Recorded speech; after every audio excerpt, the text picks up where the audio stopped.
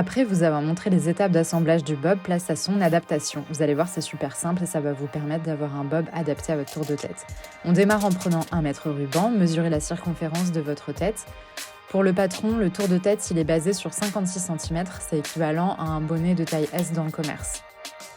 Vous allez ensuite avoir besoin d'une équerre, crayon, ciseaux, de papier et puis un pistolet pour retracer une courbe, un peu de scotch aussi. J'ai pris ici en exemple une mesure de tête de 59 cm. Donc vous allez prendre cette mesure, la vôtre, et ajouter 5 cm d'aisance.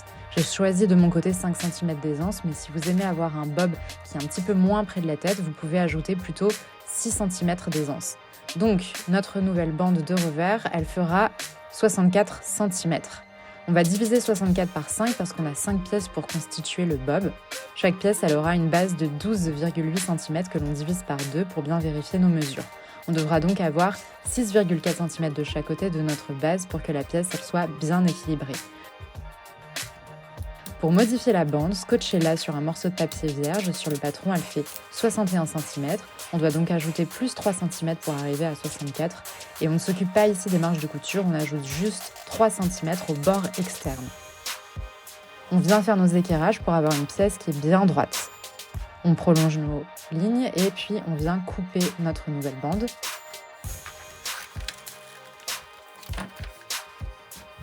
Une fois que c'est fait, on va modifier l'écran de notre bande et les espacer maintenant de 12,8 cm. C'est la longueur de la base des pièces du bob.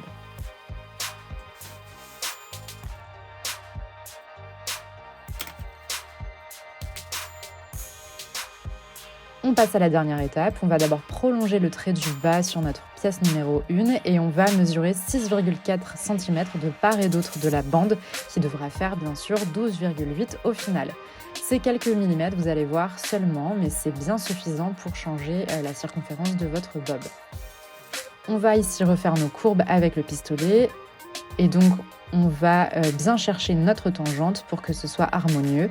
Donc vous allez placer, comme je suis en train de le faire, le pistolet sur votre nouvelle marque et faire en sorte que ça rejoigne avec une jolie tangente le tracé initial. Une fois que c'est fait, on revérifie bien qu'on est bien à la bonne mesure. Et ensuite, ce que je vous suggère en fait, c'est de travailler un seul côté et vous allez découper ensuite et scotcher cette moitié sur une feuille de papier vierge. On aura ainsi les deux côtés qui seront absolument pareils. Donc là, remettez bien votre droit fil pour ne pas oublier. Scotchez votre pièce.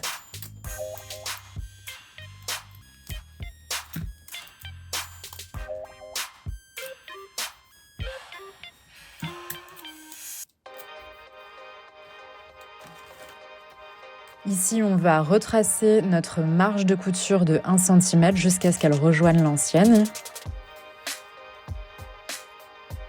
Parce que jusque-là, on aura bien donc ajouté nos 6,4 cm sur notre ligne de couture. Donc on retrace notre marge de couture maintenant. Juste sur le bas de la pièce, bien entendu. Une fois que c'est fait, vous allez donc plier votre feuille en deux pour travailler la symétrie.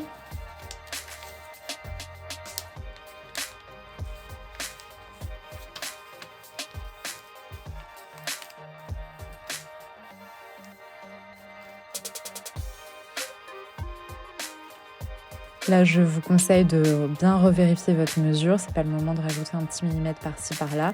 Et ensuite, vous n'avez plus qu'à découper en fait pour avoir la parfaite symétrie de votre pièce.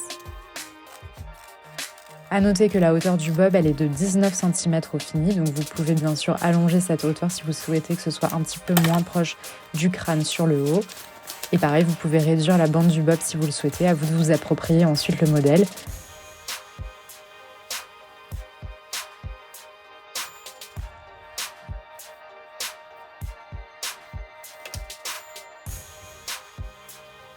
Je vous conseille aussi de faire une petite toile avant de vous attaquer dans un tissu, surtout si vous n'en avez pas beaucoup et que vous n'êtes pas encore sûr de bien avoir les bonnes dimensions. Et voilà, c'est terminé. N'oubliez pas de me taguer sur Instagram et n'hésitez pas à me poser vos questions en commentaire s'il y a des étapes qui ne vous semblent pas claires. À très vite!